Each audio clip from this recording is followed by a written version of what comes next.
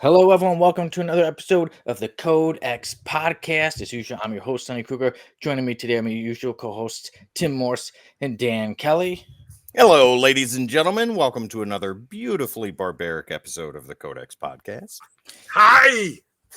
That's right. We are back. Yeah, thank you for having me. Glad to have you, Dan. Dan may be doing an Arnold Schwarzenegger voice the whole episode. If you didn't miss the pre-show, we had a lot of fun talking about Arnold, talking about some of our favorite movies, favorite quotes from him. And, well, in case you didn't know, it's because what got us talking about Arnold was the fact that we are reviewing Conan the Barbarian, Bound in Black Stone today. But before that, we'll be having the F list. It'll be a little bit different today. We'll be going over the Justice League movie, some B or F list movie that I don't know about. So I'll be taking a guess as to the history behind that. And then we'll be having random Yeah, panel that of the movie week. is shit. Don't spoil it for me. I'm guessing it was going to be a classic. Tim told me I need to watch it. But Everybody does. before that, we have quite a bit of comic news. And even before that, I have a little unfinished business about last week. Last week, on the pre-show last week, I walked away. I had to use the restroom. And then when I came back and watched the episode, I saw Tim Morse mention that he broke an action figure, the Creeper. So Tim Morse is the one who actually breaks action figures. Here, I caught that, Tim. And I glued him back together, so he's good now. He's over there. that's good. He's like a few of mine. They just need a little bit of gluing. But there's another thing. You know, the F-lister was Dung, who I forgot to read a little part about Dung. So I was like, okay, I'll come back and finish telling everybody about Dung from Savage Dragon.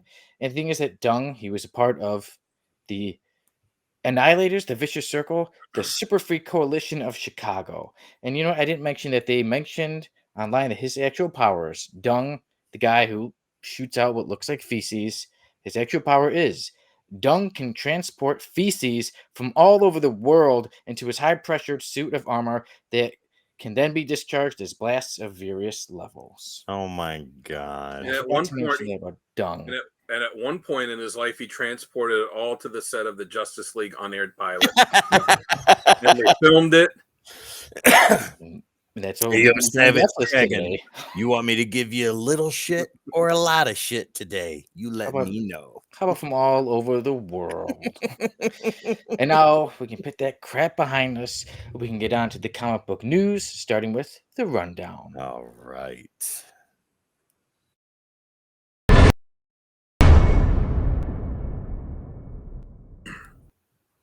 Okay. And to start us off with the rundown, we got 3 new X-Men titles announced for the summer, and that is X-Force, Phoenix, and NYX. That'll be all part from the Ashes initiative that's going on this summer with all the new X titles. So those are 3 of them: X-Force, Phoenix, and NYX. Also, we heard about the Avengelyne movie, getting a bit of updates on that movie coming out. Avengelyne was created by Rob Liefeld, and some of the updates are that Olivia Wilde is set to direct, and Margot Robbie is set to produce. And Tim was telling me earlier that I know the first appearance of Avengelyne is going up in price because It is. movie, so of course it's going up in price. Also, Disney is set to announce new projects tomorrow on April 11th at CinemaCon. So we'll see what they announce. And yesterday, pretty much some of the biggest news of the week was that Joker Folie A Deaux had its official teaser trailer come out, and that is set to come. The movie is set to come out October 4th, which is exactly 5 years after the original came out. Nice. Before we dive into this news, let's take a look at what Keith has to say. He said, late to the convo, but the worst thing, Batman and Robin took Mr. Freeze, made him awesome in the award-winning episode of Batman the Animated Series, then gave ice punch to the guy who could play the Terminator. And he says also, hi. Hi, Keith. Oh, Keith. Hi, Keith. Have an ice day. Evan. I thought at the time that they should have cast Patrick Stewart to play Yes. Mr. Freeze based on what he was in the animated series. But if you look at Mr. Freeze in the comics before the animated series, he was a nothing character. Like, he was just a standard villain of the week. Like, It was just I use a freeze gun to rob banks. It wasn't until the animated series that they built the character up into what he Yeah. was. Yeah, if you look at his first appearance, he looks like an F-lister. Like you would think, oh man, this guy's horrible, and then he's really changed. Yeah. He Mr. wasn't Freeze even really Mr. become an Freeze A-list at villain. first. His Yeah. name wasn't even originally Mr. Freeze. It was I can't I'll remember. have to look it up. I can't remember, but it was something because he had like a yellow costume. Mhm. Yeah. But yeah. Mr. Chill, I think, something like that. Mr. Freeze has come a long way. Let's get into this rundown, Sonny. Yeah, what would you like to talk about first? A trailer? Or... Mr. Zero, that's what it was. Mr. what? Mr. Zero. Mr. Zero. He was a zero. Which is what he was until the animated series got him. There you go. The first thing I want to talk about real quick is the Avengelyne movie that's announced. Thank you for announcing that because my signed copy, which I have right here, has now gone up to $12. Thank you very much, ladies and gentlemen. That's amazing. I love FOMO. It's so awesome. Sell it now before everybody realizes this movie will never get made. Oh, I'm going to get that sucker pressed, cleaned, and graded and resold about 2 weeks before they allow journalists to give their reviews so I can make maximum profit. Oh, so you think that this will actually get made? I have zero confidence it will. Dooms 4, like Tom Cruise was associated with it, never got made. Well, Strike, Liefeld showed some production work for Blood Wolf on his Instagram or Twitter. No, it was the Blood Strike thing. It was like a test reel, like, hey, this is what we could do if you give us money. And people were like, yeah, we're not going to give you money for this. If it gets made, bloods. You've got blood. There's Bloodfoot, Blood Wolf, Blood You've got nuts. You've got two big people behind making this movie, Olivia Wilde and Margot Robbie. I guess why she wants to make this is beyond me. But if they're behind it, there's a better than not possibility that it could see the silver screen. If it does, I don't know. I might go see it. I might not. It all depends on if I have a free movie ticket or not. Yeah. Didn't he co-create Avengelyne with the model that? Yeah. Like it was him and this model that did like where they had the costume and she let me get this. Like wear the costume and pose for pictures that they printed in the book too, and like on alternate covers. So she is. I cannot remember her name. Here it is, right here. She's not a famous model. No, but she was used as the visual likeness for Avengelyne. But I thought. I mean, I might be misremembering. I thought Kathy Christian, whom the character's likeness is based on, right here. Okay, maybe that's what it is. I thought that she was, because I used to have that when I would buy like every #1 that would come out. But I thought that you like co-created it with him. She is just the character. She's used as the basis for the likeness of the character. And he's not going to give her any credit. No, God, no. I mean, you see how much credit, how he gets. How bitter he has to get when he has to give Fabian Nicieza like co-creator credit for Deadpool, right? Yeah, so but yeah, I mean, whether it gets made or not, I don't care. This is not a movie I'm going to rush out to see. Yeah. Anybody, since you're more familiar with it than I am, anybody you would like to see if the movie is made? Who would you like to see? Anybody play Avengelyne? Anyone or any of you guys think anyone like this actress I think would fit really well with playing the character? If they got anybody, I know it's a pipe dream to get her because of how she destroyed her reputation on social media. But the former MMA fighter that was in The Mandalorian, Gina Carano, yeah, she would be a good choice for Avengelyne. Yeah, and she's the character's a redhead, right? No. Oh nope. I'm maybe. I just pulled up a copy of it. Yeah. On one of the books, it says Avengelyne is created by Rob Liefeld and Kathy Christian. Oh, okay. So she will get co-creator credit for this then. Which she deserves. Maybe she'll get to play like Avengelyne's mom in it. Yeah, that'd be cool if she got to, Since she's a redhead, get shoot. You can always dye somebody's hair. Like you can always dye Gina Carano's hair. The woman that played Nebula. Oh, Karen Gillan. Yeah. There you go. I can't remember the actress's name. She's married to Chris Evans. She plays in Warrior Nun. She plays the main character in that. Shoot, I don't even know. Yeah, who's I can't remember her name. Yeah. Chris Evans. If only I paid the $250 to meet him last year and be like, "Hey, who's your wife?" What's your wife's name? She would be good in Avengelyne. What? Yeah. Yeah, Even though I exactly. could have looked it up on Google, I paid $250 to meet you and ask what your wife's name is. There you go. He's like, you could have just Google searched it. Can I have my money back? Yeah. I could have, but I didn't. So No. yeah, so there's that. That's all I care about Avengelyne. All right, yeah. So we will see if anything gets updated with Avengelyne. Like I said, yeah, but like I said, Tim, with those who are connected with it, does give me a little more confidence. Like if it was just like Evangeline's being made into a movie, it's But with Olivia Wilde set to direct and Margot Robbie producing, then it makes me think, okay, this could happen. Well, But I do I think it'll mean, be good? the character trailer. herself does not really have a lot of substance. So if they deviate from the written material, I'll be okay with that. I don't think that there's a lot of diehard Evangeline fans out there be like, no, that's not how it was in the book. Like, there's going to be one guy that's got like all of the issues. Like, that's not what it was in the book. I can't believe they ruined her. I got my Evangeline tattoo, and hey, remember somebody had a hindsight lad tattoo, so there's probably somebody out there with an Evangeline tattoo. Oh my We've spent more time talking about Evangeline these past few minutes than anyone has in the past 20 years. That is also true, so we should probably stop that. Wait, the Codex podcast, but the Codex station where you get the most random conversations, ones you're not going to get anywhere else. About In-depth books. conversation about Avengelyne, an obscure character from the 90s. Yeah, Arnold So, Sonny, Schwarzenegger gets the pre-show. Evangeline gets the actual show. Sonny, you said something about new X-Men books? Oh, that is right. Yeah. So X-Men, like I said, the titles X-Force, X or NYX was another one, and then the other one Phoenix. So again, those go along with the other X-Men titles that are going to come out in the summer with Uncanny X-Men, X-Men, and Exceptional X-Men. So with X-Men 97 coming out, X-Men is this year, 2024 has been a great year for X-Men, and it's And only getting Deadpool. better with more comics. And yes, and then with the summer, Deadpool and Wolverine coming out again, it's gonna put things even more up there. Yeah, so great year for all X titles and us X fans.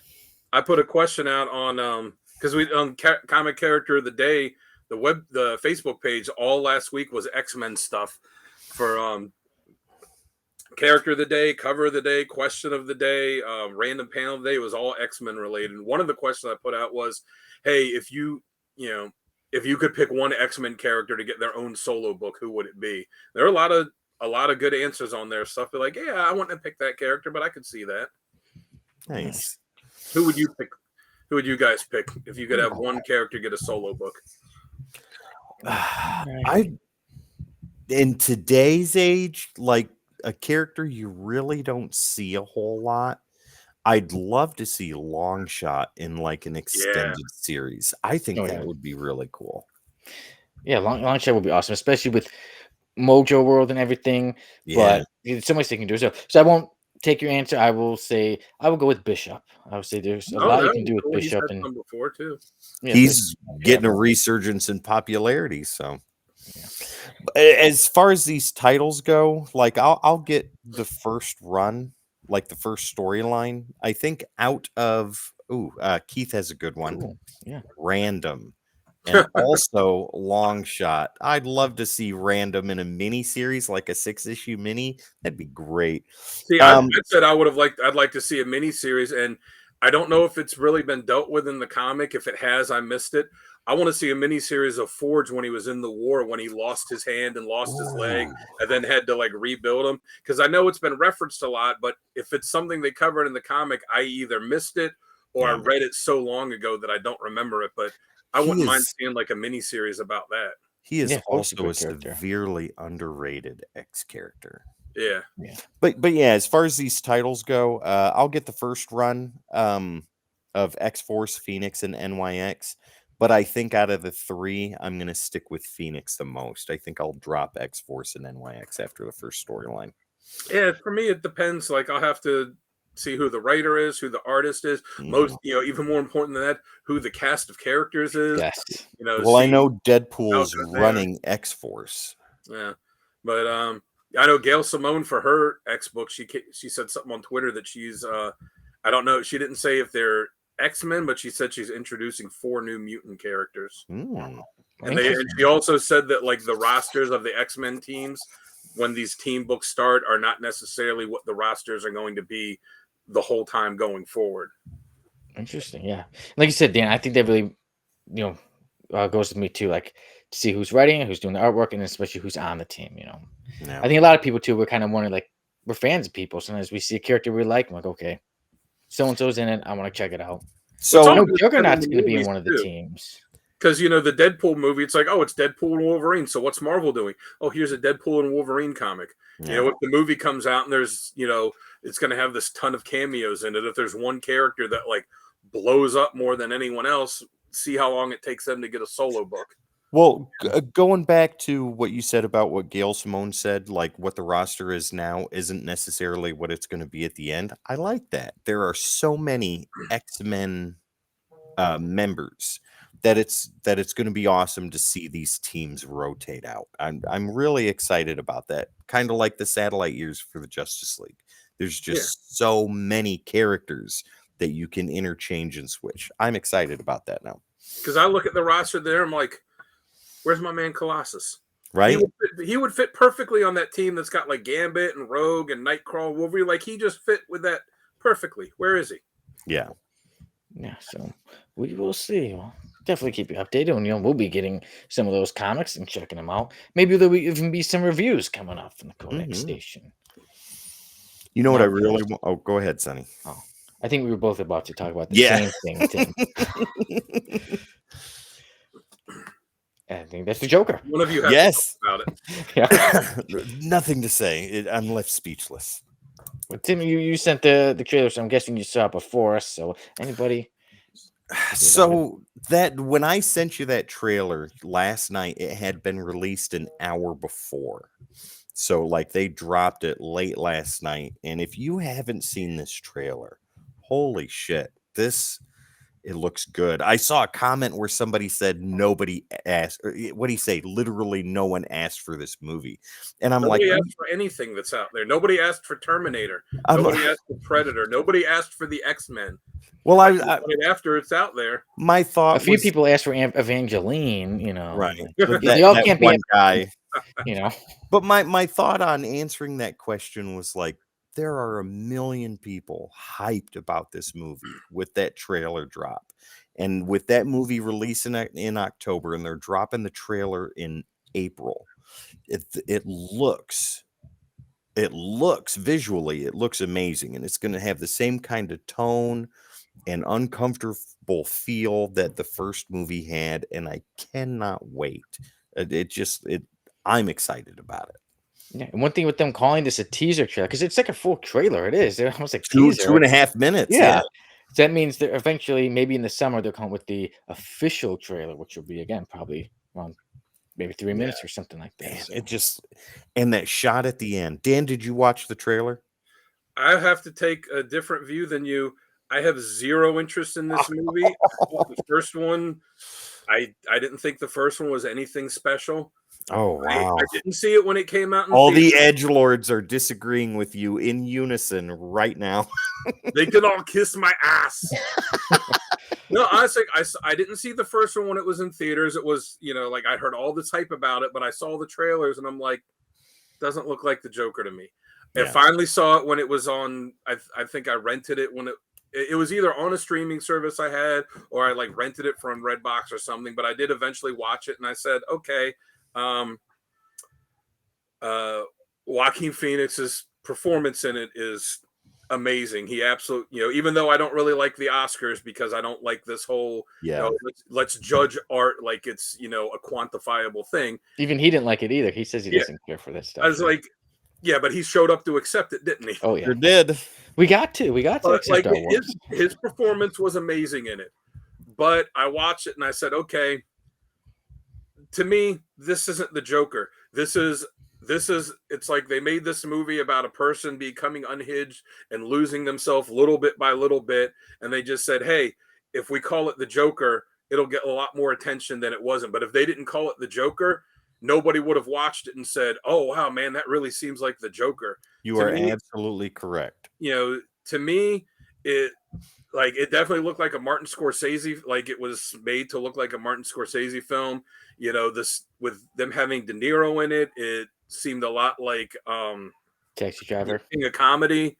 I just, like I said, his performance was amazing, but watching it, I was just like, I don't get like all this hype that all these people are talking about. This is like this amazing thing. I was like, it's okay. And seeing the trailer for this, I'm like, I just, like I said, I mean, maybe, like I said, I guess I'm the contrarian, but I'm like, I'm not excited about it. I didn't think the first one was spectacular, and I'll watch it eventually, but I'm not going to pay for it.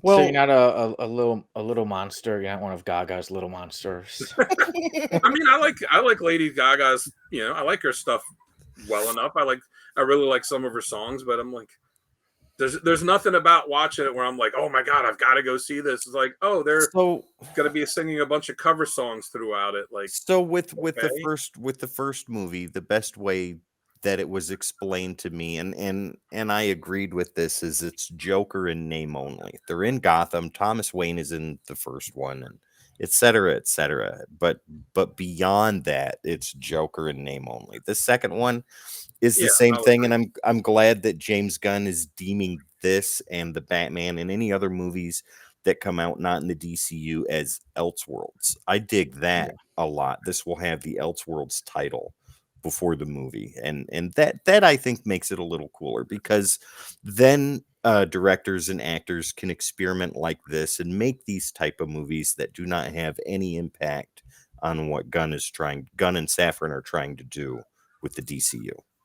I mean, for me, like I said, I didn't care for the first one that much. I thought it was, other outside of Joaquin Phoenix's performance, I was like, like I said, it just seemed like, hey, we could take this movie and then we could call it Joker, and it'll get a lot more attention than if we called it something else. But whatever, if other people love it, like, you're free to, me not, you loving it and me not liking it. Yeah. We all have our own opinions. If people are excited about this, I'm not going to shit on it and be like, this is terrible. I'm like, whatever. It's so not to me, but you know what? I thought the last Doctor Strange movie was fantastic, and there were a lot of people that, and there are a lot of people review. There are a lot of people that hated it. I loved it. So, Sonny, you and I did a review on that, right? We did, yeah. We enjoyed it. Yeah. And Dan, we know you would get a bootleg copy of the Joker. If it was only bootleg, we know you get it still. So it's something later. VHSs at Comic-Con, at comic shows in the conference rooms of hotels, I would probably buy it. So 2 out of 3 codexers say Joker, French Folie A words. Deaux. Yeah. Something a 2 official teaser trailer. We give thumbs up. 2 out of 3. So there you go. Keith here says he did a complete 180 between hearing the concept and eventually watching Joker a year later. It did a great job depicting mental illness. I agree with that 100%. That's why it was so hard for me to watch. And he says here also he laughed out loud when Kid Bruce slid down a playground pole. And yeah, I did think that it was a good way of showing like somebody's, the mental illness thing, and showing their, even though he wasn't really what you would call sane and normal to begin with, right? But it did a good job of showing somebody's decline. But with that said, I'm like, it didn't seem like the Joker to me. It just, Yeah, to me, it seemed more like the movie. It reminded me like the movie Taxi Driver. Yeah. Someone who's had enough of society.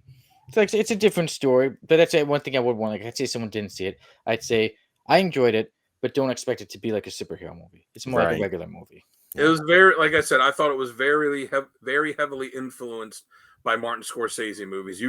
There were parts of it I could watch. I'm like, all right, yeah, that's from King of Comedy. Like, oh, okay, yeah, that's kind of from this and that's kind of from that. Because I think Scorsese at one point was attached to it to produce it, or maybe. Oh, wow. I know there was talk about. Yeah, I don't know like how true it was, but I know there was talk about it, and then he. So he could finally get the Oscar that he's been chasing his whole career. I think if he wanted to do Marvel movies instead, he found out it wasn't Marvel, and yeah. And that's why he shit Did all he get over an him. Oscar? Like a year? Did he get an He Oscar? did. The Departed, he got it. Yeah, Did he get one for directing? I know don't Departed, he did.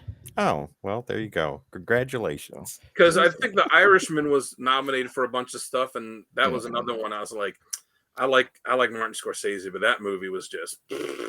Wasn't that the one that Oh, was like almost, yeah. super long, like ridiculously long? Yeah, and it was the one where like I'm gonna cast old actors to play these roles where like 80% of the movie it's gonna be young them, so we're gonna use all of this anti-aging CGI technology. Like, why don't you just cast younger actors to play the roles, and then you put like the old people makeup on them for like the 15 or 20% of the movie that they have to be older? Yeah, Because that'd be too easy.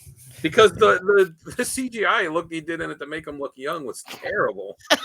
so guys, see, there's still a chance. Even if I'm 80 years old, maybe I'll one day be like, guys, guess who I'm playing in a movie? Oh my Punisher. god. Oh my I'm 80 god. years old. They're just gonna CGI me to look young. The So it's Sunisher. never too late, right?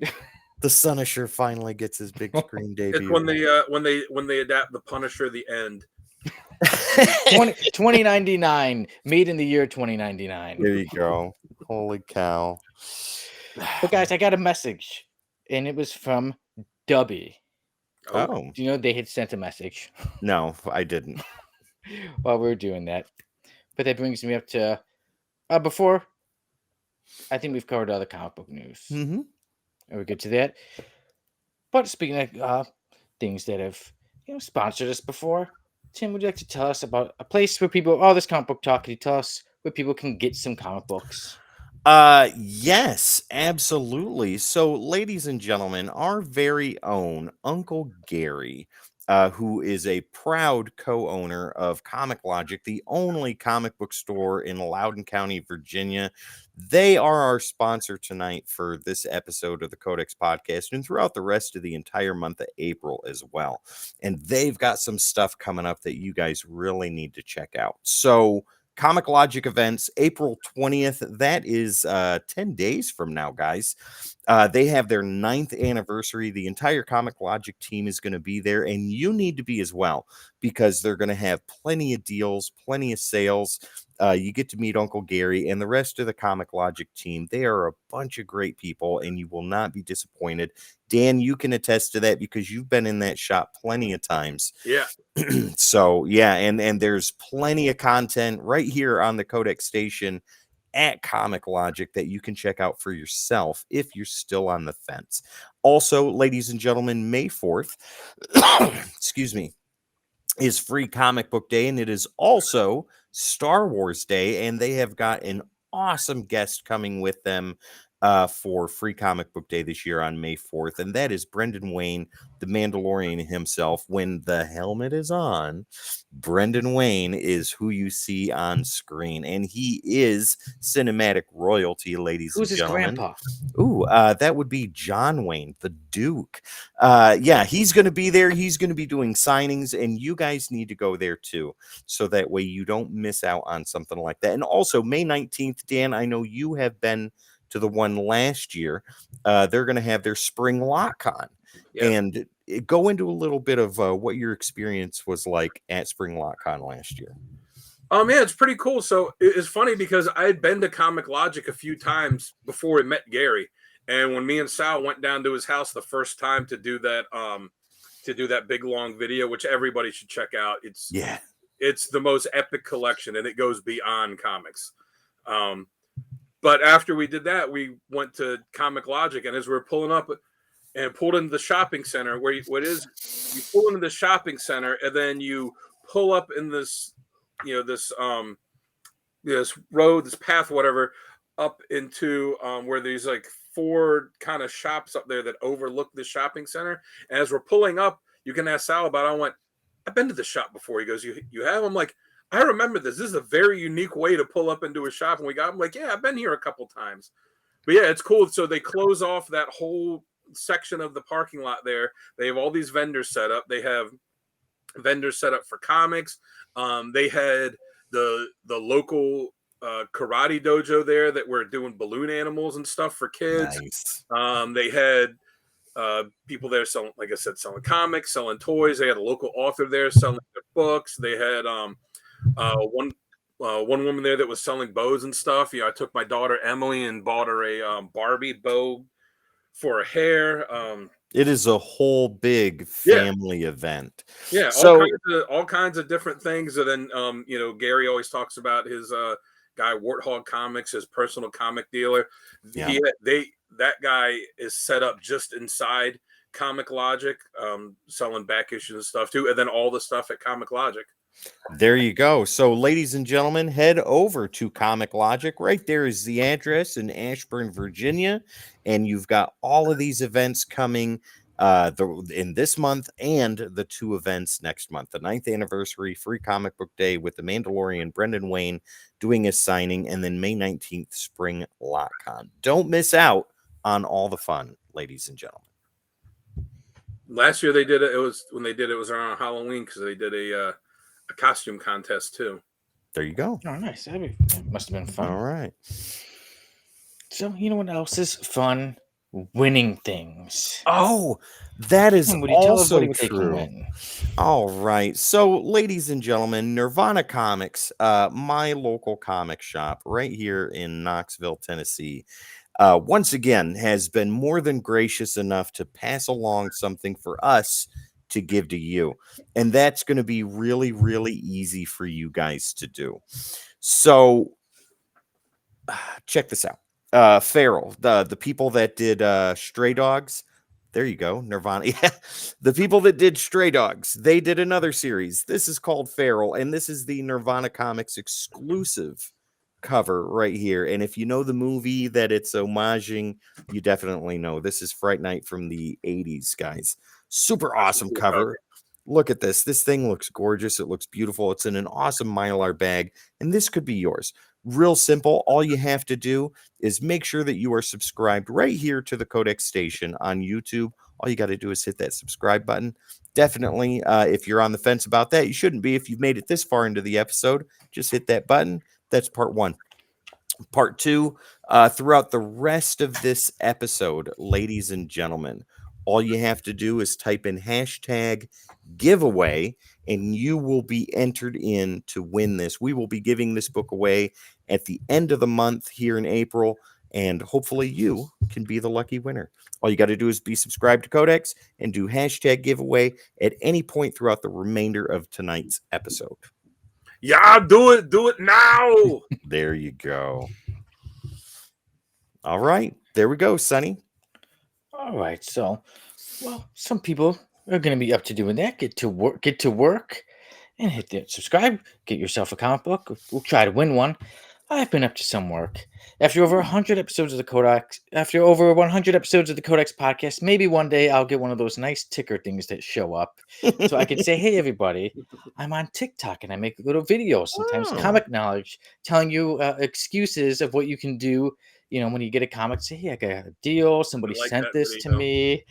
You're like, I ordered these all at once. They just came separate. I have those ones, yeah. I got a really good deal on this. That was funny. I was like, "Yep, said that." Yeah, sometimes I give a bit of comic book humor on there. So I'm Sonny, the writer, on there.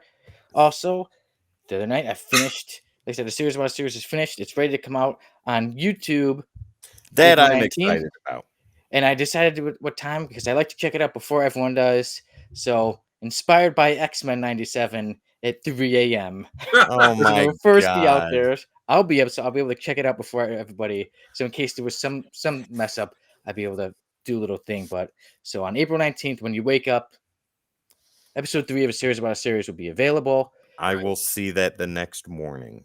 I hope everybody enjoys You're it. not going to set your alarm to 3 a.m. so you can be the first. I made it for the premiere of You the did? first episode. I sent Sonny a picture. I was like, I'm watching. Here's Countdown, the yeah. countdown. And then I made it for the premiere of the second episode. But 3 a.m., Tim the Terrible will be soundly asleep. What? Like So X-Men, you can wake up and you watch both it. need to be up at 3 a.m. so you can live stream watching it and commenting on it for the world. Oh, me, the first time I watch it, it's always and then after that, I'm like, okay, this is how it is. It's out there. Now I can relax. Don't you see it all when you're editing it? Yeah, a So- million times. Dan, you are on to something here. Sonny, you need to get the cast of a series about a series and do commentary for each episode. That'd be pretty fun. I would like to do that. Yeah, I would like to do some more, but there's some more things I need to do with CODEX. So X-Men 97 has been having reviews. Me and Sal reviewed the first 2 episodes. Dan and Sal reviewed the 3rd one. And now there's a little delay on the 4th. And I'll take the blame on that because I don't want to give too much away. Episode 5 just happened, but with the story Life Death, I'm blaming it on Life Death. I'd like to do a review when the whole story arc is completed. But we'll be getting some more X-Men 97 reviews out there soon. There you So, go. I Yeah. can be a man and I can take the blame and say, hey, I had this idea. But before you know it, there'll be more of those X-Men reviews out there. But guys, Codex is always up to something. Tim, earlier you were telling me today, all this editing on this video and that video. Dan, you've been going crazy with those interviews. I've got a mountain of stuff. Every week is comic character of the week. Last week was Power Girl, one of the breast episodes of the series. And yeah. Do you know how It was many larger views than that? life. Do you know how many views that episode has now? 78. Nice. I wonder why. Is it because you know what's weird also? That the Codex podcast have last like maybe 5 to 10 episodes. The most viewed one is Here Come the Boobies. People want titties. I don't. I wonder why, but You like to go with them. I'm right there with you. I'm really hoping for Poopy Caboose to get the recognition it deserves. Yeah. But I don't know. Boobies, it's hard to beat boobies. That's true. Yeah. But hey, maybe for anybody out there, if you want a show with no sissies, that's what this episode's for. We got Conan, we'll be talking about the guy in the dress early, later, but no sissies here. We're very savage. We're barbarians here. But on this Savage Codex station, anything else you guys, any other stuff you'd like to tell us about? What's the next comic character of the week character? So tomorrow, right here on the Codex station, it's going to be Sal, Gary, Dan, and myself. And Dan, what character are we going over tomorrow? We are going over that guy, Green Arrow. the Emerald Archer himself. I can't wait. He is one of my favorite characters. Gary, thank you so much for waiting until you and I were on an episode together to do this character. I love this guy. I can't wait to talk about him tomorrow. Tim mentioned for everyone out there before he was even doing the comic character of the week regularly, because at first Tim would only do it sporadically. Like if Jamie couldn't do it, he would fill in. Before it started rotating between him and Jamie every week, he would only do it occasionally. And I remember you had said, if you guys ever do a Green Arrow episode, you do it with me. Yes, absolutely. And I'm so thankful I get to be on that tomorrow. I'm very excited about it. I saw Sal when we went to the comic shop today, and I told him, I was like, this is one of the easiest ones I've had because for for picking out stuff, because for story, I was like, oh, what's going to be this? I just had to narrow it down from like 4 or 5 to 3, but I knew exactly which ones I wanted to pick. I was late giving Jamie my information, but the stuff I picked, I think is very good. I mean, there's the obvious stuff that I think a lot of us chose, but I tried to steer a little away from the mainstream and pick some really good stories, and I was able to pick one that I don't think anybody else picked. So I have one like that too that I don't think anyone else did. Watch that be the same one. The one you and I picked together. The covers, I originally went through all his books, and I had like 18 or 20 covers, and I had to narrow down. I said, okay, because he's got a lot of covers. I knew 2 for sure that I wanted. But there's a lot of them where it's him like pointing the bow and the arrow either directly at the camera or just off to the side. I'm like, okay, there's a lot of cool ones like that. I got to pick. I'm going to limit myself to just one like that. There's a lot of great Mike Grell covers. I'm going to limit myself to one Mike Grell cover. And then it ended up being a Mike Grell cover where he's like pointing the arrow directly straight ahead. All I have is one Mike Grell cover too. Because I was like, I could easily do all 3 Mike Grell covers. I could easily do all 3 of him pointing directly at the camera. So I limited myself to one of each. Yeah. What's gonna be a great episode, guys? And hey, you know what? Codex has an interview with Mike Grell if anyone wants to check that out. Yes.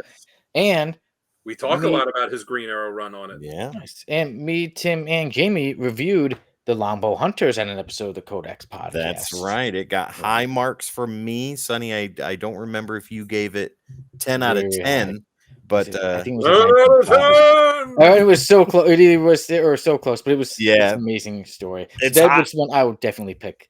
Yeah, highly recommended by Codex. But that's one I would definitely put on top. Green Arrow stories is the Longbow Hunters. It'll be on that list, I guarantee it. I think it's gonna show up multiple times. I don't know. Nobody tell I don't know what to expect. When I watch Comic Character of the Week, I'm just like every other fan. I don't know what coverage you guys picked, so I look forward to watching it. The covers and the recommended readings are my favorite part. I can't wait for those. I like badass moments, but sometimes, like, no joke, Dan, you and Sal and Gary cover them so well that I'm like, yeah, I don't care about mine. I want to hear more about what you guys are talking about. Tell me more about your badass moments. I gotta finalize my third one. I know for sure 2 of them, but I gotta finalize what the third one is. Yeah, I want to try and find something that doesn't involve him shooting someone with an arrow or something like that. But then again, he is Green Arrow, right? But I gotta narrow it down for my third one. But yeah, it ought to be fun. I've been looking forward to doing this one for a while. Yeah, I'll be thinking about badass moments probably right up until Sal goes, Tim, tell us your badass moments. Okay. I mean, there's so many of them. It's a character whose entire basis is he shoots people with arrows. Yeah, like, it's all badass moments. Someone, it's like, yeah, it's badass. Well, now let's get on to something that wouldn't be considered such a badass moment for a certain character that is pretty badass. Let's get on to a random panel of the week. Here you go, ladies and gentlemen. And there we go. There is the Thing, and he's mad. And look at it. You can see on Yancey Street, there's a picture that was drawn of the Thing and a dress, and it says, "The Thing is a sissy." And it's from the Yancey Street Gang. I think that's one of the greatest rivalries in the history of comic books. Like, they give the Thing so much crap all the time, and he's always complaining, holding his fist in the air. I'll get you guys. God, one of the toys I used to have, it was one of the I don't know if you guys remember this, but Marvel came out with these little crates that were like Build-A-Figures, but they were only like 6 inches or a little less than that. I got the Thing, and it was a destroyed Yancey Street sign. I don't think I was alive at that time. Yes, you were. You were just very tiny. Yeah, they were destroyed because Sonny had already gotten a hold of them. He had destroyed them, and then they boxed them up. We're like, send them out. Oh my! Oh my God, I love it that one of the toughest characters in the MCU gets ragged on so hard by the Yancey Street Gang. That's great. Hopefully, the new movies do something like this, where at least they I would love have this rivalry in there, even a little bit. You know, yeah. Like he's like, "Come on, guys! I'm one of the greatest superheroes in the world, and you're picking on me here." And have this picture in there. As I say, there was an issue they did. I forget the issue number, but it's the one that Carl Kessel wrote when it was revealed that the Thing was Jewish, and it kind of, you know, when they finally came out and just said, "Oh yeah, he's Jewish," and it had some of his backstory with it. And one of the characters asked him at the end, like, "Hey, you know, why do you let these kids, this Yancey Street gang, mess with you?" And it's the way he explains it to it. You know, he's like, "Yeah, you know, I could just, you know, crush all of them, but you know, it's not about that." And I'm going to look at the issue number because I think people should go and read it because it was a really great story, and the way, and I won't spoil it on here saying what he says about him, but it was something that was really cool. He takes a lot of it on the chin pretty well, and I think it's more of a term of endearment now, like a rite of passage for the younger Yancey Street Gang members, and the Thing who just is like, yeah, okay, I get it, right on. Well, everybody, I had fun doing a bit of research behind this panel, so I want to find out where it was from. And this panel is from the Fantastic Four, the first run of the Fantastic Four, issue number 15. Ooh. Now, the story is known for its with the Mad Thinker and his awesome android, whose name is Awesome Android, taking on the Fantastic Four. But there's this little rivalry with the Thing and the Yancey Street Gang. And obviously, like our random panel of the week, see, they drew in the pictures, and the Thing is a sissy. But I went further in the comic, and then after that, the taunting doesn't stop. They're on a roof, and they're throwing roses at him, and they're saying, "Look, there's the Thing. So the ugly lump got our love letter. Yoo-hoo, pretty boy, here we are." And we're waiting for you, fathead. Oh my So god. the Thing, he grabs on a construction site. He grabs a big tractor, and I'm wording it wrong, but it's not like a big tractor, a huge thing for construction, and he's about to throw it at them, but then he sees the sign. Human Torch does the four in the sky, so he says, "Oh, they're lucky." But that's not the end of it, because later in the issue, he saw somebody wrestling, a guy named Fatal Finnegan, Oh my god. and a booker was like, "Hey, this guy, this wrestler, you should wrestle him. He's the Yancey Street Gang's favorite wrestler." And first, the Thing doesn't want to do it. He's like, "Oh yeah, well, the booker." It almost seems like they're all kind of in cahoots, because the booker's like, "Oh well, you're scared. This would show the Yancey Street Gang." So the Thing punches a hole in the wall. He literally leaves the guy hanging, because he literally puts him on a hook and walks away. But eventually, the Thing does wrestle Fatal Finnegan. And one part, Finnegan has him in a submission, and he says, "Hey, ugly, look at that blonde Tootsie in the front row. After I'm through with you up here, I'm going to go and get me a date with that doll. Va-va-voom." And that was all it took, because then the Thing realizes it's Alicia. And literally the next panel, after being put in a submission, the next panel, the Thing is literally spinning Fatal Finnegan around his finger and defeats him. And then he puts Fatal Finnegan, he hangs him up and puts a sign on him that says, and it says, "Do not open till Xmas." So that was how the Thing got his revenge, by beating the Yancey Street Gang's favorite wrestler, Fatal Finnegan. Random panel of the day. I was gonna say, I looked at that issue. It's Fantastic Four, Volume 3, Issue 56. Carl Kessel was the writer. Stuart Immonen was the penciler. It's where it's kind of revealed some more of his backstory, where he's Jewish and goes into that. But it also has him talking about his relationship, this like love-hate relationship with the Yancey Street Gang at the end of it. And it's a really great issue. So like I said, one of the greatest rivalries in comic books. Yes. Speaking of great things, let's take a complete turn, talk about something not so great. And now we go to the F list. Dan, I don't believe you have seen the new F list intro, so get ready for this. Oh, yeah, let me see it.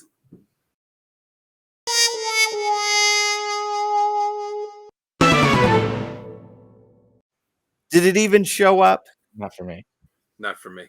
Ladies and gentlemen, round 2.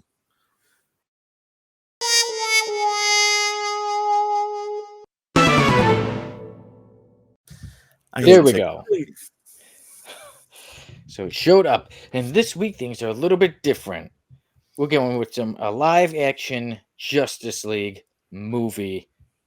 And there we go. Look at that. There's that picture. And now I don't know this movie, but my two co-hosts today do. Dan. Yeah, this movie is such a piece of shit. So, look at it. Look at those costumes. They look like terrible cosplay. Oh my Fat God. David Ogden Stier is his Martian Manhunter. With the half cape. The chicken. So I'm going to take the guess on this one, but yeah, like I said, you can see the characters. You got the Martian Manhunter. I'm gonna assume, like I said. So this is the only thing I know of this movie. Is there's the picture. Mm-hmm. So look at that. Wait a minute. This is all you know of this right here? Well, earlier we were talking, and you said they fight a weatherman. But besides that, I mean, this is the only thing you've ever seen of it. Yeah. Oh God. So I'm gonna take a guess. Okay, so I see we got the Martian Manhunter there. This looks like it was made in the late 90s. Yep. We got the Flash there. We got, looks like Adam, but yeah, for some reason his outfit's got like the yellow thing. That's the football pads. Yeah, the football pads on Adam. We got a Green Lantern there, and then we got some lady in green. I don't know. Let's call her Jade. And then Sure. my personal favorite is the woman in the back. I'm just gonna call her Becky. She looks like a Becky to me. She's not a superhero. She's just wearing like a pink Her shirt. roommate. She's got like short blonde hair. She's my favorite. And you know what? She's actually the main character of this movie. I'm gonna guess that it pretty much focuses on Becky there, and then suddenly there's the Justice League. Oh, there's some aliens that kind of deal with the Martian Manhunter, but they don't really show much of the aliens because I heard there's a bad weatherman. So the bad weatherman at the place Becky works at, he also kind of controls the weather, but you just kind of see lightning. And then there's the alien, the Martians that are going to come. The Justice League come to help out little bit by little bit. They're fighting, but oh wait, the aliens, they don't even look like aliens because they take human form. So this way they didn't have to pay, for special effects of all these aliens. Only the Martian Manhunter who we see there.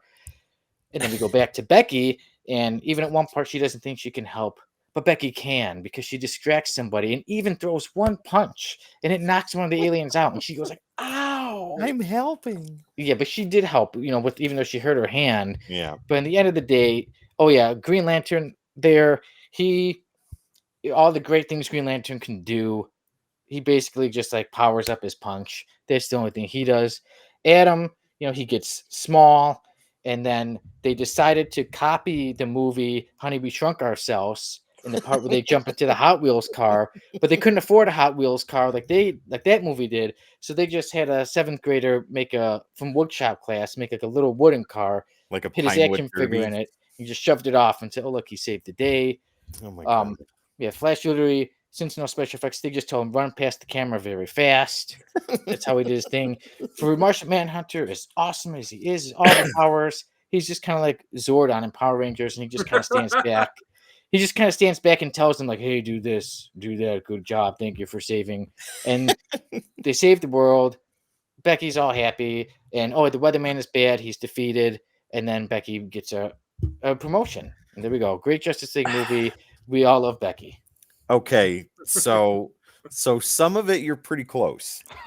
Becky, I think so. No, you're way off. But like Martian Manhunter, Dan, correct me if I'm wrong, but isn't he the Zordon of this whole thing? Like he just stands in the ship and tells them what to do. He is played by David Ogden Stiers, who is famous from his long run in the TV show MASH. This was many years later when he is old and fat, and all he does is hang out on the ship and tell the rest of them what to do. But wow. He's got a half cape and everything. I called it. Cape and the makeup, but it's clear he is rotund, and you're looking at like, this guy is a superhero, and he's a shape changer, and he could choose any shape he wants, and this is what he picks. And a fat middle-aged man. Yeah. Okay, Sonny. So here's the roster, right? And then Dan, if you want to go into a brief explanation of what the movie is actually about, yes, that way Sonny can know just how close he was. So all the way in the back, ladies and gentlemen, you have the Martian Manhunter. Right next to him in bright red is the Flash. In front of the Flash is the Atom in his football pads. And no cup down below. So if you want to look at that, go right ahead. Him is Hal Jordan, the Green Lantern, not Guy Gardner. It's Guy Gardner. Is it? Yes. Well, at least on nothing like Guy Gardner. On IMDb, that's who it's credited as. And there was the scene where he makes like a chainsaw, and it's just like spray painted a chainsaw green. Yeah. Next to Hal Jordan / Guy Gardner is Fire. And right behind her, who Sonny says is Becky, is Ice. Yes. Fire's there just because they didn't want to get called racist. So you're just my lord. She doesn't do much in the movie, I'm gonna guess. Well, look at the cast of it. The guy Bad Weatherman, Al Roker in it. No, the guy that played Weatherman is the guy that was the executive in RoboCop that was doing coke off of the strippers' asses. Like, you look at the cast.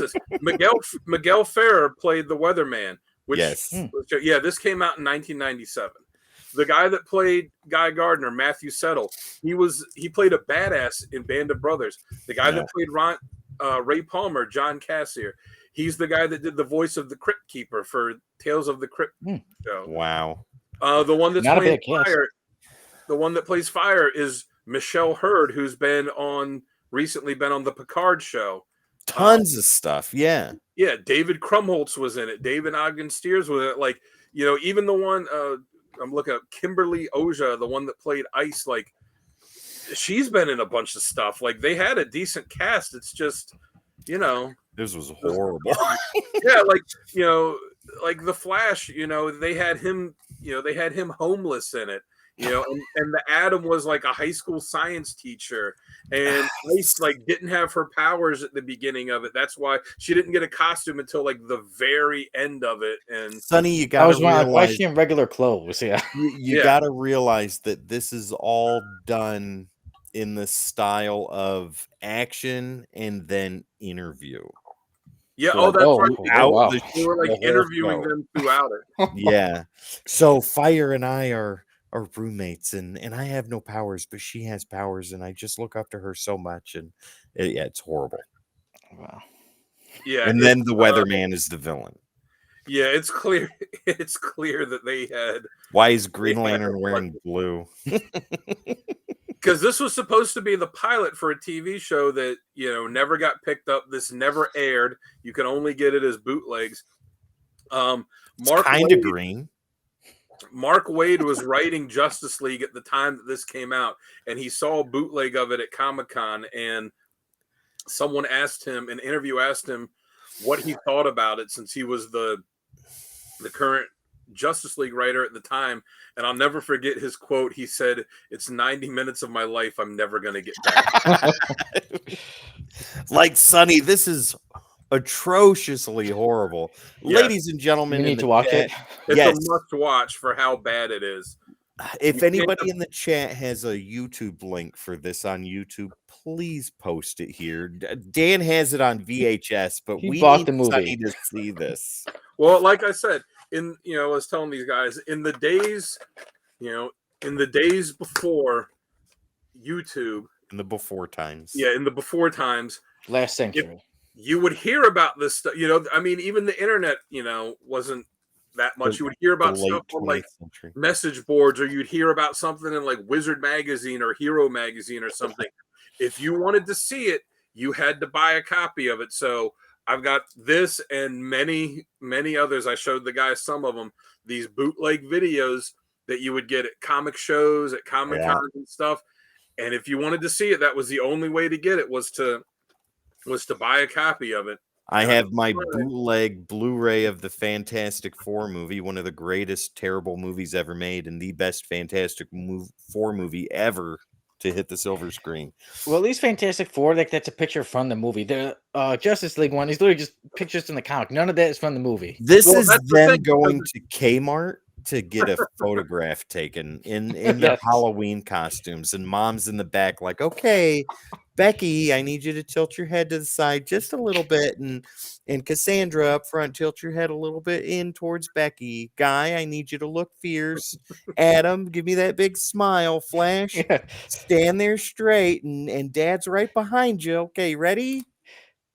Ray Palmer's like, I forgot to wear my underwear. Is it okay? What do I do again? Sorry. I love it. That's the thing with this cover, and the same thing for the Fantastic Four that Tim has. They're bootleg, so it was just every vendor that had it, they would have their own different cover they made for it to kind of differentiate, like, their copy. which one, so that they weren't, didn't have someone saying like, that's my copy. So the vendor I bought it from, this is what he did. He just this was just a cover of Justice League. Yeah. He just took this and then took some art and threw it on the back. And I mean, you can see that's not even the costume. That's not even the Green Lantern that's in the movie. It's a different one. So it's just like, hey, we just threw this stuff on there. Give us $20 for it. That's great. And we did, by God, because that was the only way we had to see something that atrocious. And that was back at a time like when bootlegs really held some anxiety, because you didn't know what was going to be on that tape or DVD when you put it in there.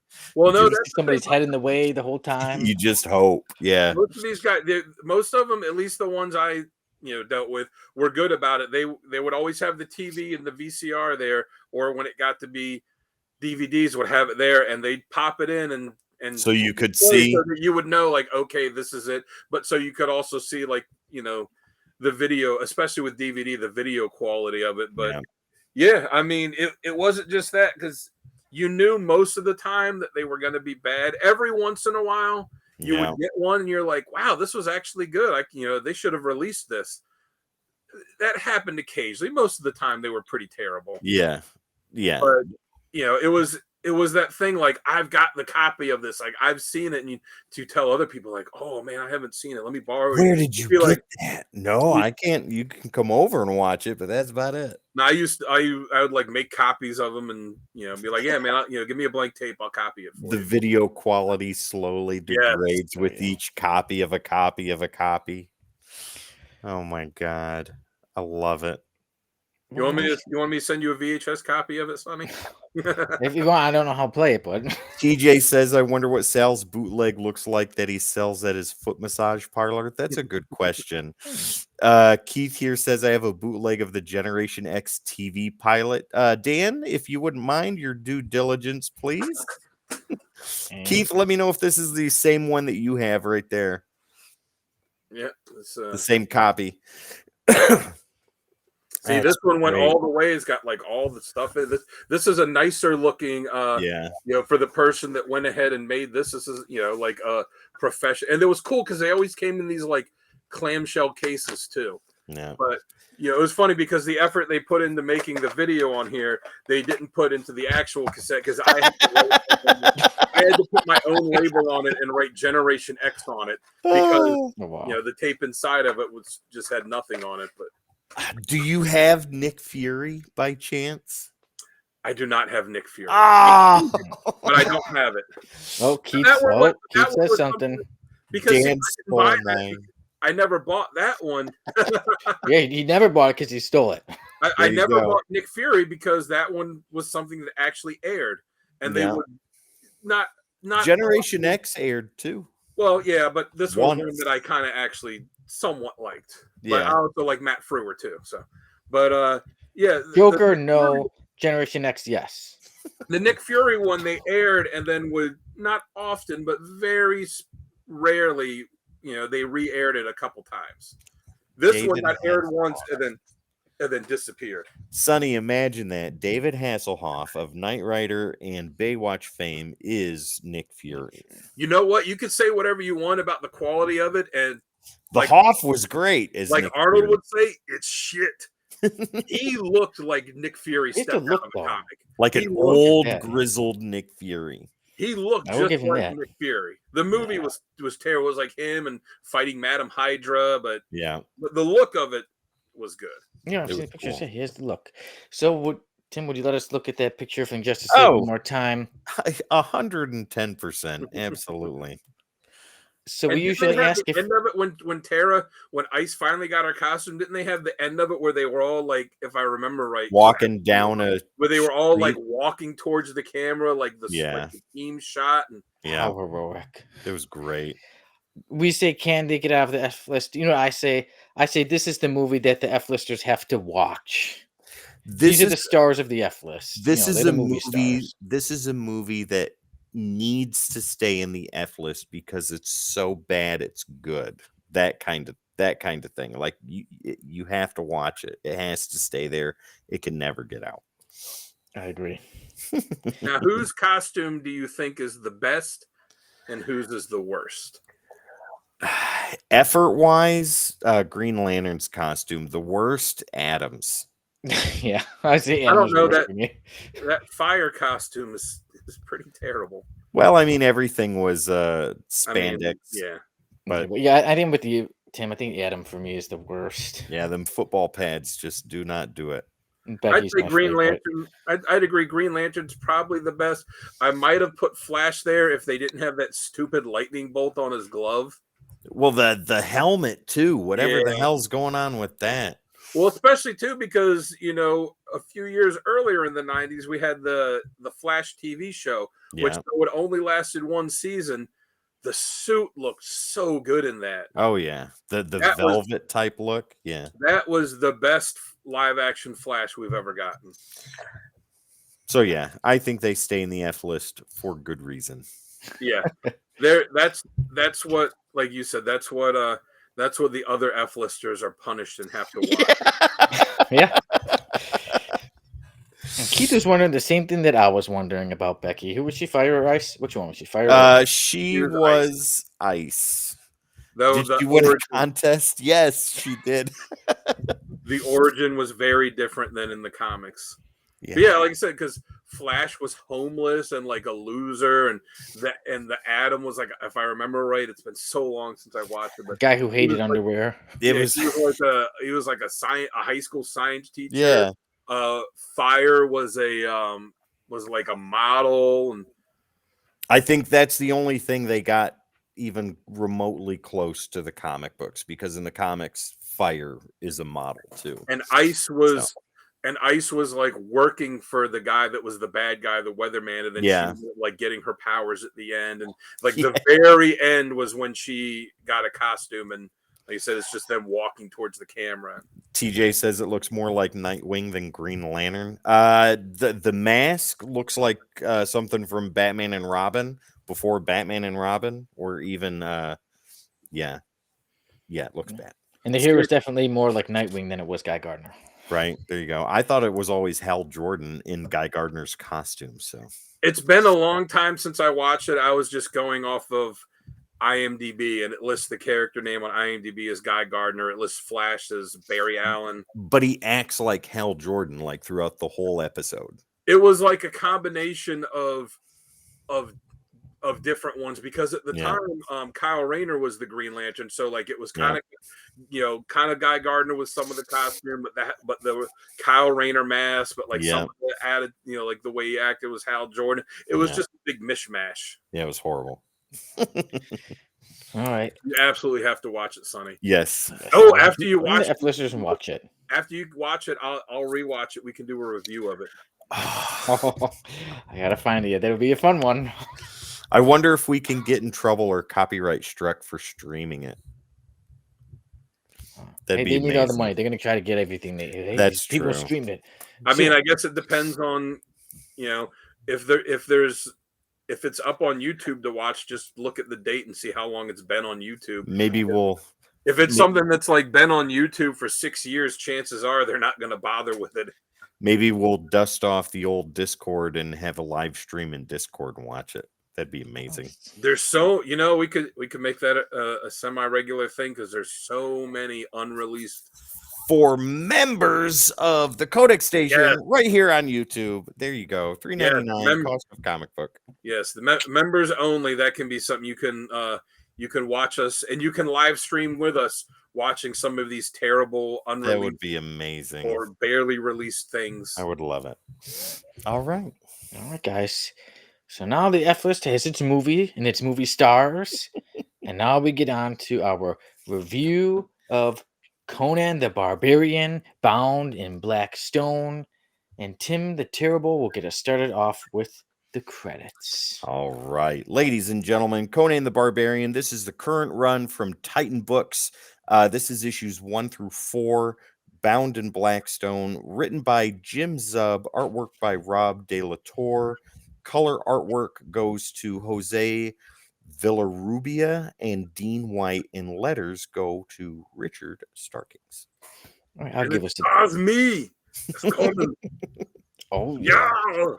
Here we go. Conan the Barbarian, bound in black stone. It starts with Conan, and he has traveled. He's left Samaria, but he's returning back. But it gets started right off with the fight, action to begin it, and he's fighting someone who was a captain of his.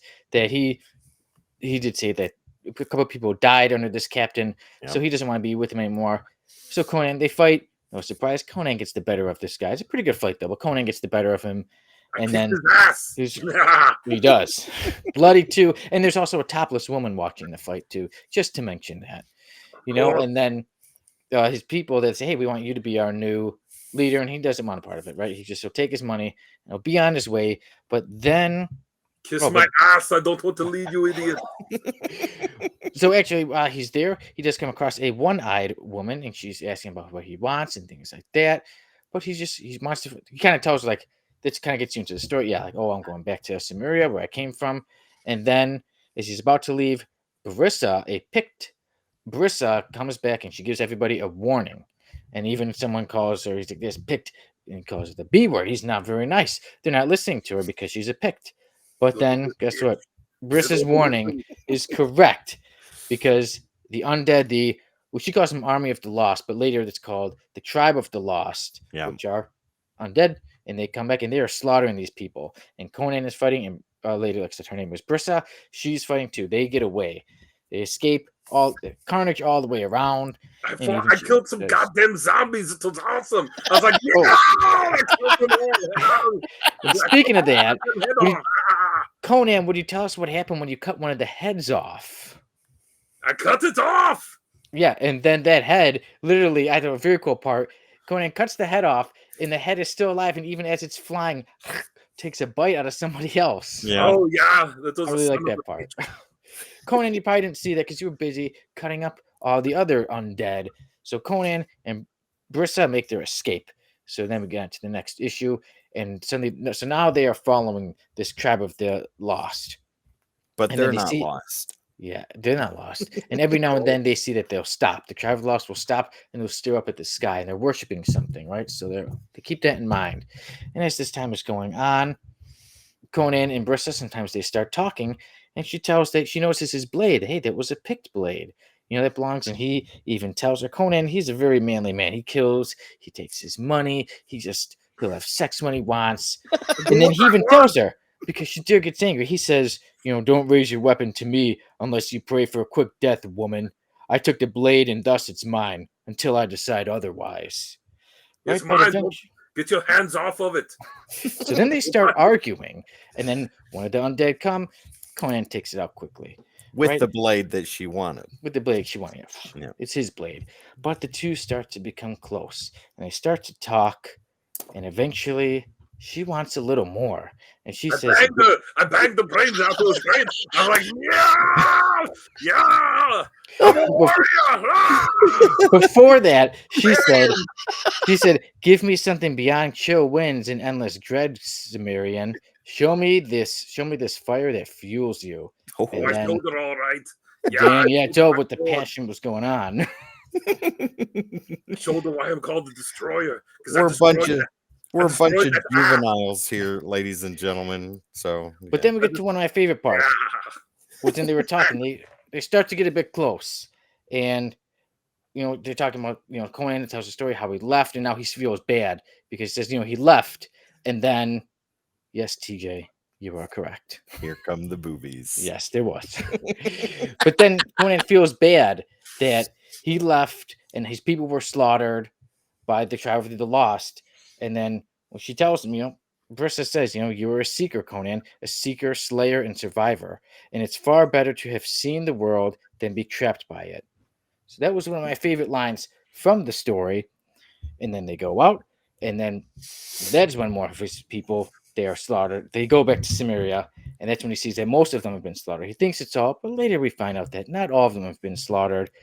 And Conan gets a vision when he goes to sleep, and he sees all this chaos. He sees these people jumping, sacrificing themselves into this big skull. He also sees some people, they look almost reptilian, right?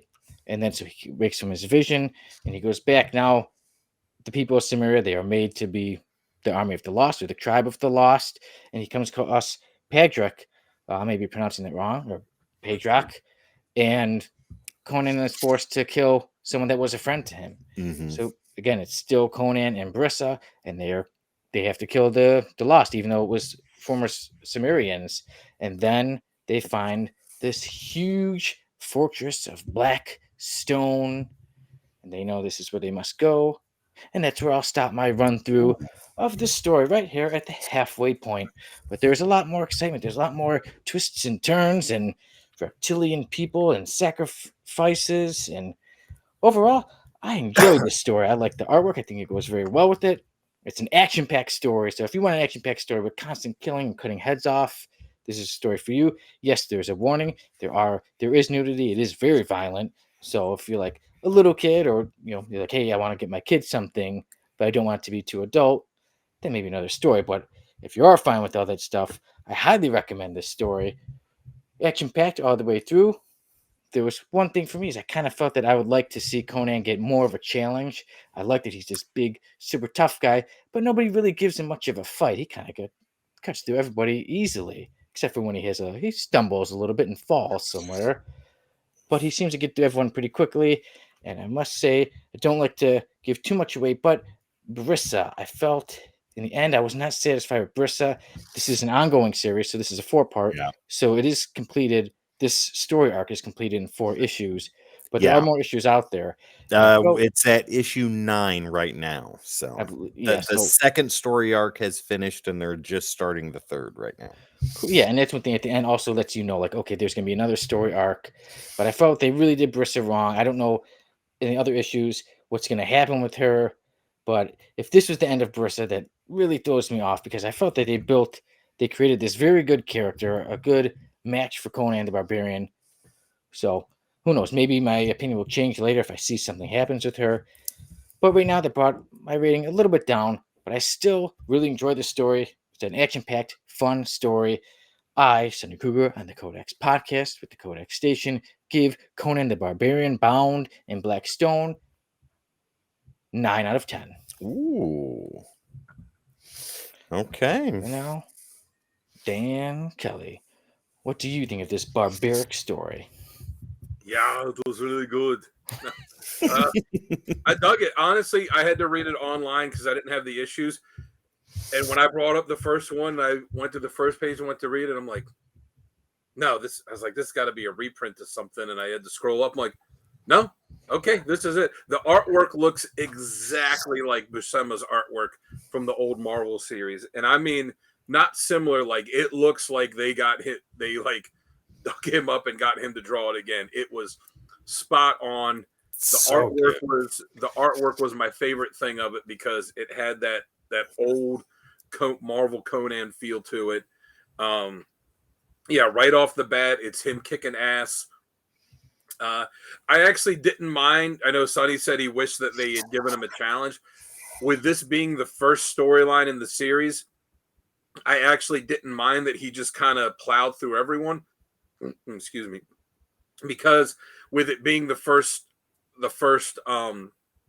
storyline, I'm sure there's people that are picking it up that have not read Conan before, or read very little of him. Of course, there's a ton of people that are Conan fans that are, but if there's ones reading it that it's their first time, I like that he just kind of went through everyone, because it's starting off showing like, all right, this guy's a badass. This guy beats everyone. So that later on in the series, if he gets to someone that he does have a problem fighting, for the reader, especially the new reader, they're going to like, oh, wow, this guy must really be a challenge if Conan's not able to just beat him, right like off that. So, and I don't know if that was Zub's intention with writing it, but that's kind of how I take it to be, because everything in this is establishing who he is. So it's a lot of him giving his backstory, showing what kind of fighter he is, what his place in the world is. It establishes that he's still very young. I forget what the age is, but it says he's like 20 or 21 in it. It's like, right in the beginning of him being Conan. Like, he's still wandering after. Yeah, he's not known like he would be later on, where people will be like, oh, you're Conan. But it says in it, like, it flat out says how old he is in it, which I want to say it was 20. Something like that. I can't remember offhand. But yeah, of course, it's him kicking ass. It's him like in the middle of the story. They're like, oh, we're going to take a break and we're just gonna bang while we're waiting for these zombies to do something. It has teases to, if you're a Conan fan, it has kind of little references and teases to stuff that you would recognize, and then stuff that would presumably be, dealt with in later issues. It was cool when he, there's one part where he kind of goes in this, it's not really water. The whatever in the end. He most certainly is, Keith, Oh, yeah. in every issue. Oh yeah. But where he goes in and he sees this like this old picked king who talks to him about, and about his, gives him the history of the sword that he's using.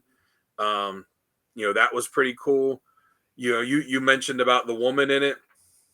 I did feel that, and again, I don't know. I haven't read the issues after it, so I don't know if she was brought back. But at one point, when she helps his people that were captured, that were like too weak to continue fighting, and she helps them get away, and then she decides to go back and help Conan and like the 3 or 4 guys that stayed behind to help him.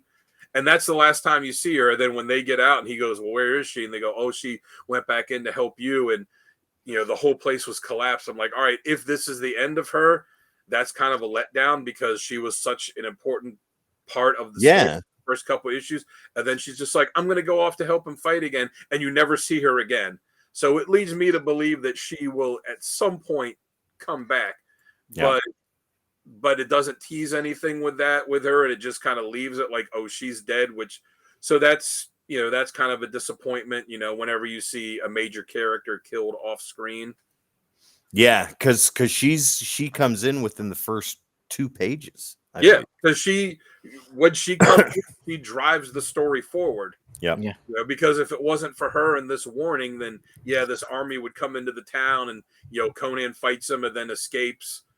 But without her there to like help push him towards following them, he'd probably just kind of be off on his way to something else. He wouldn't even have much dialogue without her. Yeah, right. So, it's very integral to it. For me, the artwork was best. The writing, was good. I did feel like the text boxes in it, there were a few too many of them that just kind of, I get it that you're like doing this information dump and all that. Yeah. But, sometimes, they say a picture's worth 1,000 words. I don't need you in the text box that, or not the text box where they're talking to each other. The narration. Yeah, the iteration, the text box is there, where you're describing what we're seeing the artist draw. Just let the artist draw it, leave it to a couple words. I don't need you, writing a paragraph that we're then seeing in the picture. Leave it a couple of words, a sentence or two, short, and then let us just admire the art, because the artwork was fantastic in it. Mm-hmm. So overall, if you're a Conan fan, you'll like it. If you're an old school Conan fan, I think that you'll like it. If you're new to the character, and again, this has to be the type of style of stuff for you. It's not a superhero thing. It's not a sci-fi thing. It's not a crime noir thing. It's a barbarian sword and sorcery thing. So if that's what you're into, this is something that you will really dig. So overall, I would say, other than those little kind of things like that, I enjoyed it. I would read more of it. So I would give it a 8.5 out of 10. Ooh, 8.5. And like I said, it's just, the only thing that keeps it at 8.5 is, like I said, I thought the text boxes have to be a little too wordy when it's just like, just shut up and let us look at the art and see. You don't need to give me this big long box of describing Conan walking through this cave. Let me look at the art of him walking through the cave. TJ says it's Conan. She has to be gone. Valeria in the movies, Bella in the comics. That's Conan. Yeah. But just the way that she someone's here. Poking those eyes. There he is. But just the way that this integral character to the story just disappears. I would presume that they would bring her back in the future, but to not have anything where she just up and goes in it, it was a little bit of a disappointment. So here's my opinion on that, and then I'll go into how I felt about this, the 4 issues. I think that with them just kind of putting a hard stop on Bella from there, not seeing or knowing, Conan goes under the assumption that she's lost. She's gone. The time that he spent with her was glorious and it was wonderful, but now it's time for him to move on. And we as viewers of Conan are kind of expected to follow along that train of thought, but we as readers know better. And when you see her in the last panel and she's just gone for the rest of the book, she's coming back. There's no way they can't not bring her back and be done with it. I think that when they revisit Blackstone, and this story reverberates into the other issues going into issue 9. This is all in the background too. So, but when they circle around and come back to this, I think we'll see her in a much different light than what we saw her in these first 4 issues. She's undead now. Ooh. But with that being said, I love this story. I love it. And it only gets better from here. This is the type of high fantasy in comic book form that I really enjoy. And I love that it's a more mature book. It is brutally graphic, both in violence and sexuality. With the first Conan the Barbarian movie, if you really like that, you'll love this. It's got that same type of feel.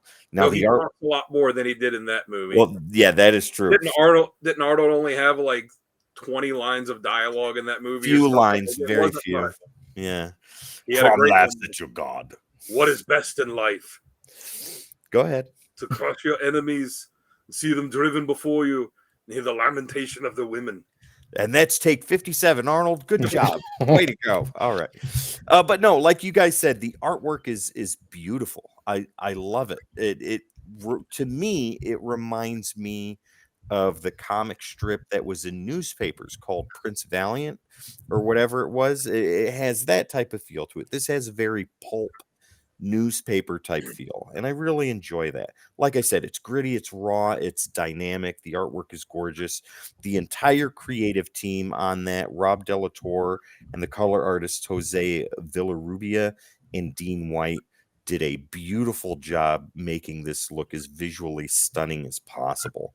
Oh yeah, that's something to iterate to. That's something I was noticing too, was the color of it, that it is colored almost like the old school Marvel series. Yeah. It's not this, it's not this really slick digital coloring. It is very much, the way that the thank you.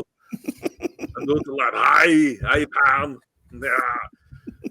But like the color of it does look, like the it's an updated, it's a little cleaner one, but it is that old style where it looks like, all right, they colored this part of it with this color and this part of it with another color. It's not like digital colors where it's got that beautiful old school 70s art style. Yes. And it's gorgeous. So the story crafted was told very well in 4 issues and leaves things very open to see more in the future. And I love that. And I love in the story too, like he makes nods to other places that he has been. And I know that these places exist in Conan mythos and stuff like that. But when he was like, I went to Asgard and I went to this place and I went to that place, I feel like those were nods to the other publishing companies that he's been to, right? Asgard and Marvel. You wouldn't say that if you didn't at least have a slight intention of hinting that. And I thought that was cool. But what did he say? He said mindless dogs, the lot of them. Yeah, I kicked Thor's ass. I took his hammer and I hit him in the head with it. And I love it. I love it. So the entire creative team here is amazing. Conan in true form is a high fantasy story. This is one of my favorite series out currently, and this is a top 3 contender for me when we do the Codex Awards for Series of the Year. This is how much I love this series. So I think it's pretty obvious what I'm going to give this. Writing, I thought, was a very good 10 out of 10. Well-earned, well-deserved. I disagree with you, Dan, on the fact of the dialogue. I loved the narration because with that, it reminds me that somebody else is telling us Conan's story, right? And that's how it's kind of always been, at least with the iterations of Conan I've seen. someone's narrating for us, someone's telling us the story. This is what we see in our mind's eye. And I love that. I enjoyed that. The artwork, the entire creative team, Rob De La Torre, Jose Villarrubia, Dean White, and Richard Starkings for the letters did a fantastic job. Gorgeous, absolutely wonderful. 10 out of 10 all the way around. I highly recommend this to anybody that wants to read Conan the Barbarian. Sure, there you Yeah, go. 10 out of 10 for 10 10. out of 10. So yeah, I also did like the narration part too. I know usually sometimes I don't care for too much, but this one I did. TJ says, does anyone know anything about if it's hard to get a near mint issue of the early issues? I heard a lot showed up at the shops in not great condition. So near mint copies of original Conan from Marvel, I'm sure are harder than not to find. Like I've got annual #1 that's pretty beat up. Issue #1, that's old Barry Windsor Smith work. That's difficult to find in higher grade. But if you can, I think he's talking about the current series. Maybe this one. Because when they were, I think because he's kind of saying that when they were shipped to the shops, that a lot of them were damaged. In the boxes. No, the new series. Okay, I got you, TJ. I automatically go back to like the old stuff. But with the new stuff, I know that the first trade paperback is out right now.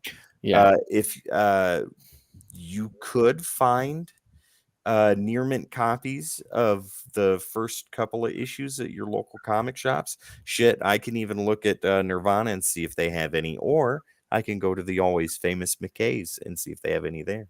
I looked at my shop today because I was like, I like those first 4 issues. I might pick them up. They didn't have issue 1 and they didn't have issue 3, but they had various, couple different covers of 2 and 4 than the issues going forward. So I remember when I was working at My Guys in Clinton, this was the hot issue when it hit the shelves. Like we couldn't keep enough in the store. It sold that quick. I'm going. And the trade paperback has these 4, and it has the issue from Free Comic Book Case, issue 0. Yep. That's right. Yeah. So 5 issues. I don't know. I'm going to Big Lick Comic Con on Sunday with Sal and Gary, so I might, maybe if somebody's got them bundled together, I might pick them up. I would get them. They're definitely worth having. And put this on your polls, Dan. It's worth it. It's interesting you say about getting a bundle at a con. Before we go, yeah. So Pam says here she scored a Conan #1 last year at the bottom of some random pile, about a 5560, $25. Hell yeah, that's wonderful. That's a hell of a score there. Yeah. Good score. Speaking of scores, yeah. So Dan gives Conan the Barbarian, bound in black stone, 8.5 out of 10. Mm-hmm. I give it 9 out of 10, and Tim gives it 10 out of 10 for Conan the Barbarian, bound in black stone. Now it is my time to pick out the next story arc we will review, and this is something that I got from a con not too long ago in a bundle. And this I pick first to review Black Panther Volume 2. The 4-issue miniseries. Okay. I have not read it. I don't know how good it is or how bad it is, but I'm interested in reading it. And I said, it's my time to pick. So that is my pick. Black Panther Volume 2, issues 1 through 4, the 4-issue miniseries. And we'll be doing that in 2 weeks. In about 2 weeks. Yeah. So what? Next week, Jamie's going to be there for his last episode. So, ladies and gentlemen, very special episode of the Conan podcast. That's right. Episode of Frasier. You guys need to be there for that. Jamie, since you're watching, man, Sonny, I'm sure you won't mind. Let him pick that issue that we review in between the big storylines. Jamie, you want to pick an issue we'll review, or if you just want to chat. So it's Jamie's day. Next week is his last day, so yeah, we'll make sure we'll make it special. There you go. All right. And the week after that, I believe Gary will be back on, if I am not mistaken. Is that correct? I think it's Gary. Should be. We'll fix it. We'll deal with it Yeah. all in post after the show. Ladies and gentlemen, in post. Ladies and gentlemen, don't forget, we got the rotating third chair, so you'll either see Gary, Dan, or Sal sitting out here with Sonny and I every week on the Codex podcast. Whenever I get to pick a story to review, I've got a list of them that I want to pick. I already know what the first one will be. Will Jamie be Nice. reviewing a Cyclops comic? God, I hope so. Probably. But Dan, I did like when you picked out Evil Ernie, so I'm looking forward to the next one. Yeah. You pick. I'll We tell will you, the see. next one I pick is a 5-issue Marvel miniseries that is a standalone series. Ooh. Interesting. You don't have to have any knowledge of anything outside of what's in those 5 issues. Nice. Nice. There'll be in future episodes of the CODEX podcast. And now I can say, everybody, thank you for joining us. See you later. There you Yeah, go. right, it was great. Make All sure right. you like and subscribe, you son of a bitch. Ladies and gentlemen, Do it now. let's see here. Keith, am I wrong in noticing that Tim is left-handed? It's just that I am too, and now we must face each other in battle. I am left-handed, sir. I went to college on a left-handed scholarship. I think I got $30 for that scholarship. So, yeah. I will face you in battle, but know this. I have taught myself how to play bass guitar right-handed, so I have an advantage. That's called Ambidextrous. You can Say use it, both Arnold. hands. Say it. Yeah, it's a hard word for me. So Also, Keith, I'll dub it for remember- you. Ambidextrous. Also, Yeah. Keith, remember, left-handed people think with the right side of their brain, not the wrong side. So there you go. Too clever. Oh, look at the funny man. There Funny you go. man got broke. TJ, thanks for the great show and chat. Have a Hulk 180 night. Absolutely, sir. You as well. Thank you. Pam says, always a pleasure, gents. Always a pleasure, milady. There we go. I know we shouldn't say that because we're not neckbeards, but, sorry. Don't forget, Arnold was the one that they originally wanted to play the live-action Hulk, and he was like, "Well, I can't, but you should get my buddy Lou Ferrigno," and that's how Lou Done. Ferrigno got the job. There you go. All right, ladies and gentlemen, thank you so much for joining us right here on the Codex podcast. We have all the socials, and we would love nothing more than to give them to you. Yeah, Right I'll there. give them to you. I'll give them to you hard. At the Codex station. Give you my Ladies- barbarian. Ladies and gentlemen, please, the best way to help out this channel is to hit that like, share, subscribe, and follow wherever you're watching us right now. It is the best way to support us and let us know that you enjoy this type of content all the time, every time, right there at the Codex station. Also, ladies and gentlemen, when you wake up in the morning and Dan has lamented the women and all the other stuff that's best in life, you need a t-shirt because he destroyed the last one. Go to thecodexstation.com to get some merch, meet the team, and so much more. Once I again, the destroyed Codex it when I destroyed your mother with my penis. Yeah. Ladies and gentlemen, thecodexstation.com for all your Codex needs. Once again, my name is Tim the Terrible. This beautifully talented voice actor over here is Dan the Kelly Art, the Yeah, road me. manager for Conan the Barbarian. And down below is the sunlight of Chicago himself, Sonny the Kruger. Ladies and gentlemen, thank you again so much for joining us right here on the Codex podcast on the Codex station. We will see you next time. Gaping holes. I got to say it. It's funny. All right, we love you. Bye. Bye. Bye.